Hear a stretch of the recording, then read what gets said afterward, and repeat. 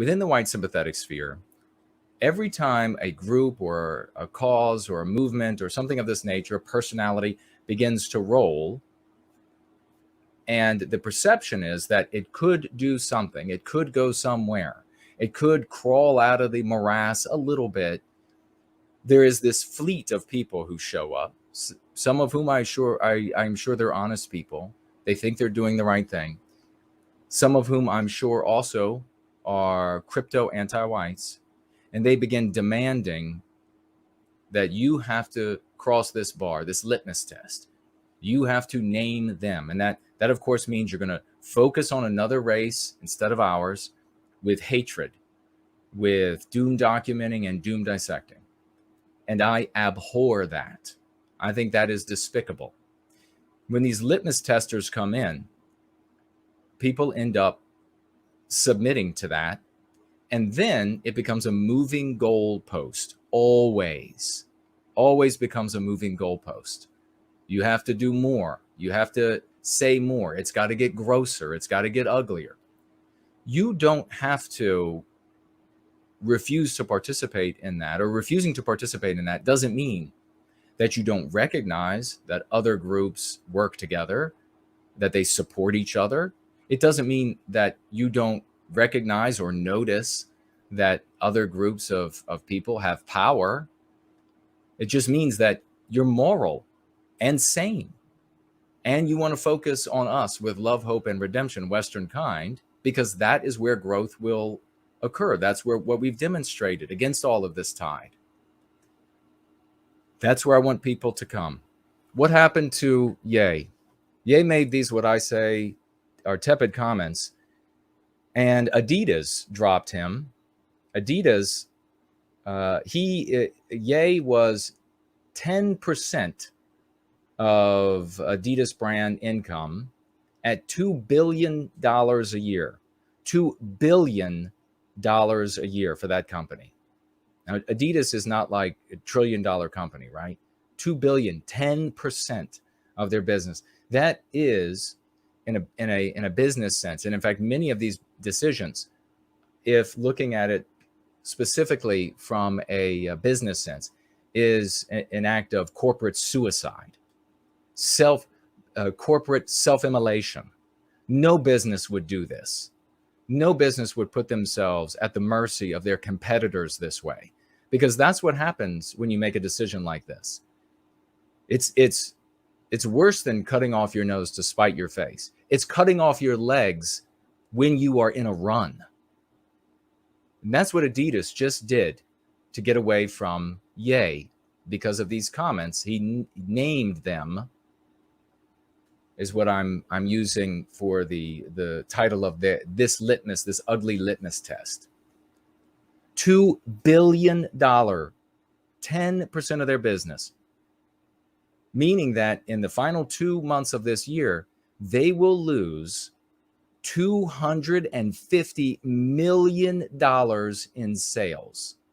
250 million. That is how much that they are willing to personally suffer in order to silence and victimize Ye. The people making these decisions, their jobs, their families, shareholders, I mean, all of this, they are willing to do that much damage to the company. And Adidas, by the way, if you don't know the history, they were on their way out, apparently, the company was, until Ye came along and they made their deal with him. $2 billion. Corporate suicide. Gap broke their tie with Ye as well. Ye was 60% of Gap's online sales. That's like corporate masochism taken to beheading. 60% of your online sales. That is how much harm that they were willing to inflict on themselves, on that company, in order to victimize Ye for naming them. Designer Balenciaga dropped him. Daily Wire, Fox News, and Vogue magazines have all banned him. And the Fox documentary that was being done on him was scrapped. A documentary by a company called MRC scrapped. His talent agency, CAA, dropped him. And the two other biggest talent agencies, UTA and WME, have both boycotted him. He had several concerts. This is just in 2 weeks. Several concerts have been canceled on him. Employees of his and for-hire workers, such as lawyers, things like this, have been resigning and canceling their contracts. Foot Locker has said they will not sell any merchandise associated with Ye. He was, of course, suspended on Twitter and Instagram. All, according to Ye, all of his celebrity friends have abandoned him, all of them. His in-laws, that he was already having a lot of trouble with, the wife and the in-laws, and he's been fighting over with when it comes to his children, they've disavowed him. The list of businesses and personal disassociations and denunciations grows every single day. And those left who have associations with him, not because they're talking with him, not because they're friends with him, but because in some way he's associated with something they do, they are being pressured and obliquely suffering as a consequence to, and forced therefore to disassociate and to cut ties with him. He has gone from having $2 billion, and this is what I think he claims more in net worth, but it's widely held that he has $2 billion in net worth. And in 2 weeks, he has lost $1.5 billion of net worth. In 2 weeks, because he named them, he lost $1.5 billion of his net worth. No one is coming to his aid. Not even, very telling as well, of course, not even the so-called gangster rappers who want to throw up their guns and their gang signs. You know, they all have arthritis, real bad arthritis, rheumatoid arthritis, broken fingers all over the place. Throwing up there, talking about how they kill the police and they beat their hoes and, on and on and on about how tough they are, how bad they are, how nobody's going to F with them in every song that these people write. And crickets, they're nowhere to be found. They're not closing ranks around their fellow rapper Ye, who has been a friend, I'm sure, certainly, and a comrade to them for many years. Where are they? Nowhere. What is, and I'll throw in right now something really important, because I don't want these thoughts to be separated by too great a span. But if somebody with $2 billion, it's like nobody learned from a guy who has $1 billion in worth running for president and not being able to do anything, next to nothing, and then mysteriously runs a campaign that somehow does not succeed for him relative to his competitor, the corpse in the basement, and he loses that. Then he ends up having his home raided by the federal government, the billion, and people think, well, maybe 2 billion. Maybe 2 billion will protect you. And as you can see, 2 billion is not protecting you. So what about the average working class person making $25,000, $30,000, $50,000 a year? Are they going to be able to protect themselves after they name them? What's going to happen to their lives? If this happens to somebody with 2 billion in net worth, if that happens to somebody with 2 billion in net worth, what's going to happen to somebody who make 25, $30,000, $50,000 a year, $100,000 a year. What's going to happen to them? What is the promise of the litmus test? The litmus test. What is the promise? The litmus test, name them. What's the promise? What's always been the promise? For decades and decades, it's the same promise. If you name them and you tell everybody about this them out there, then that group will be harmed. And incidentally, after they're harmed by some god of the gaps, nobody can explain exactly how, Western kind will benefit from that. So first of all, that's immensely immoral. To focus on another group of men, it doesn't matter how much a person or people have done that is reprehensible and evil and worthy of retribution or anything of that nature. All of that, your safety, your people's safety, and therefore the harming of those who come against your people's safety is achieved by defending your people, not trying to harm some other group of people. So you have this immoral position. If you can tell everybody about them, if everybody knows, then they will be victimized. And then what happens? So let's say you get them victimized. Then what? Well, nobody knows. None of these people have ever been able to tell me what happens next. Well, it'll just work itself out. Really? Maybe work itself out the way the white race has been working itself out in brothers' wars, bloodiest the world has ever seen from time immemorial. Maybe that's how it works itself out. You know, it's going to be even less likely to work itself out that way because across the West, the white race doesn't have peoples. At best, in some of our countries, you have ethnicities, and they're really, to this day, I mean, they're just, what's really a white ethnicity today? It's just this superficial, this is how drunk we get on this day, and this is what we go, we watch at the racetrack that day.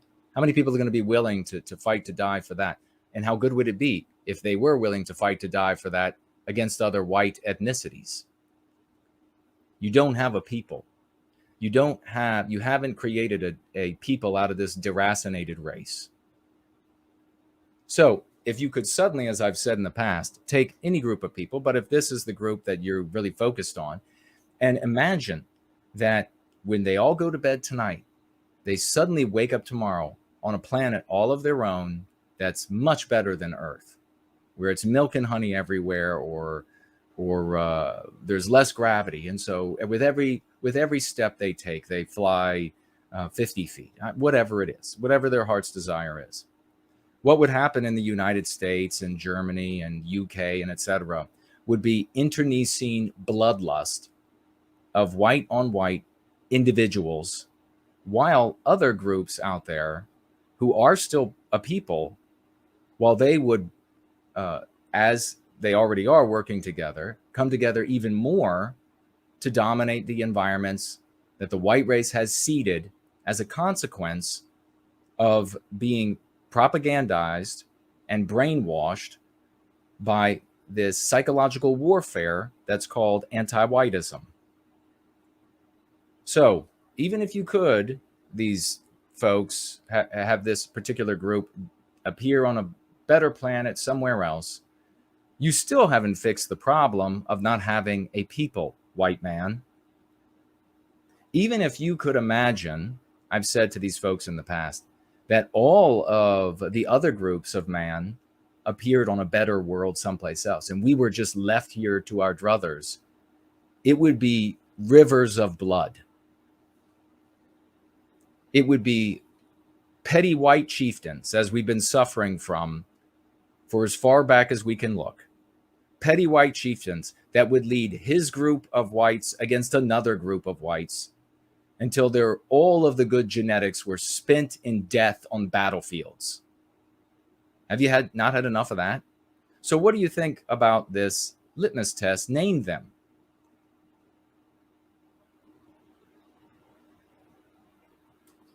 What happens when somebody abides by this requirement, this litmus test?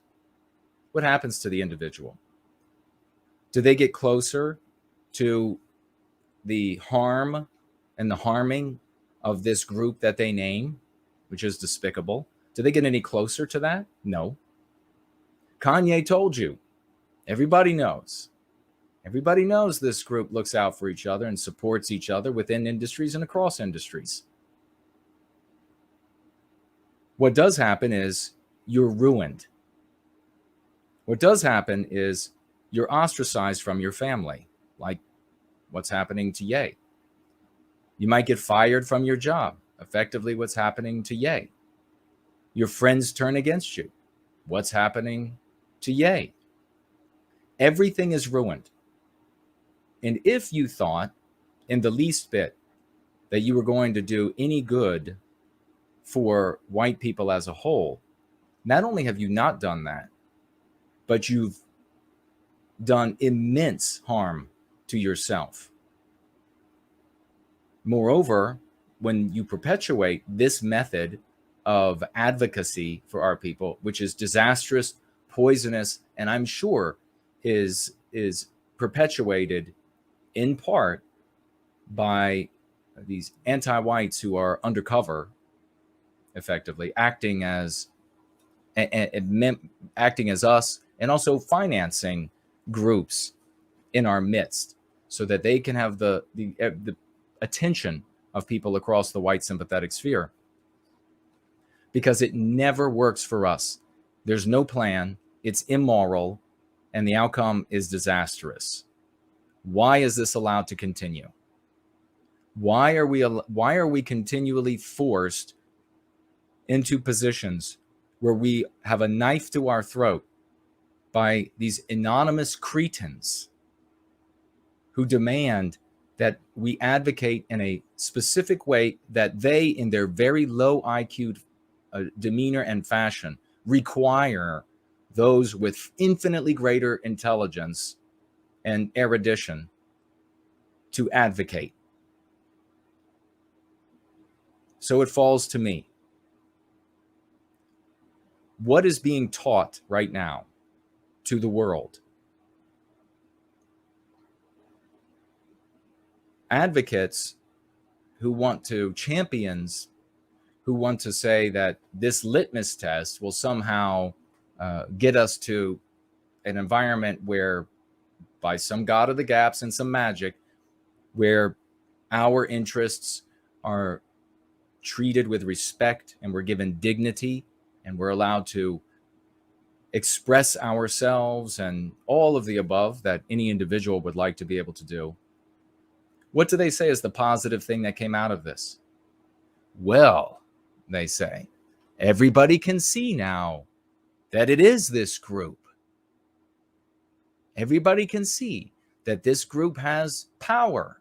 Everybody can see that this group is willing to support each other within industries and across industries. And I say to you, that is the exact answer for why it is utterly devastating to white well-being. Because what everybody is seeing right now, I'll read from my notes, what everybody is seeing right now.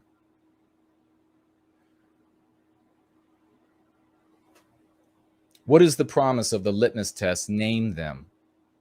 That once you do, you will be, once you do, they will be harmed. And then incidentally, by some magic god of the gaps, white people as a people will benefit. We now have to recognize that this litmus test of name them has always harmed our efforts to serve the well-being of our people and ruined countless lives.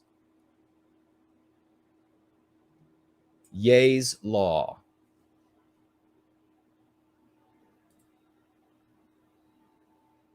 So many in the white sympathetic sphere have celebrated Ye doing this because they subscribe to the litmus test, name them. which again posits that once you name them, they will be harmed, and then incidentally, by some magic god of the gaps, whites as a people will benefit, when in reality, the lesson being taught is Ye's law. Naming them ruins you. What does this, what everyone is seeing happening to Ye right now, what does it do to white people observing him being utterly destroyed for naming them? What does that engender among a people composed of radical individuals, i.e., the white race? It engenders subservience and collaboration. No white people are going to look at what's happening to Ye and decide that they want to harm this omnipotent power that can destroy a billionaire in 2 weeks. No white person. Period. End of conversation. This question is settled once and for all. Ye's law now needs to go down for all time for everybody in the white sympathetic sphere. Anybody bring this garbage up again? And if you are in your subservience and your collaboration to the interests of another group, if you are serving that group's interests, you are not serving the interests and well-being of Western kind. That is the ultimate harm that is being done with this episode of Ye naming them, even the way that he did, because you have the way that he actually named them, which is he just identified, from what I could see, identifying their peoplehood of particular managers,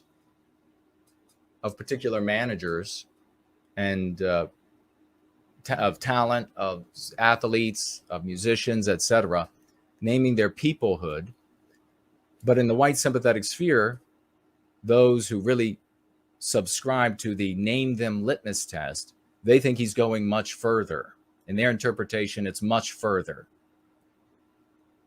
And they cannot see the ultimate harm that's being done by hundreds of millions of white people witnessing what happens to a billionaire. None of those white people, I'll say it again, and we're going to get to this interview, none of those white people, none of those hundreds of millions are saying to themselves, you know what I need to do? I'm watching this billionaire get ruined overnight.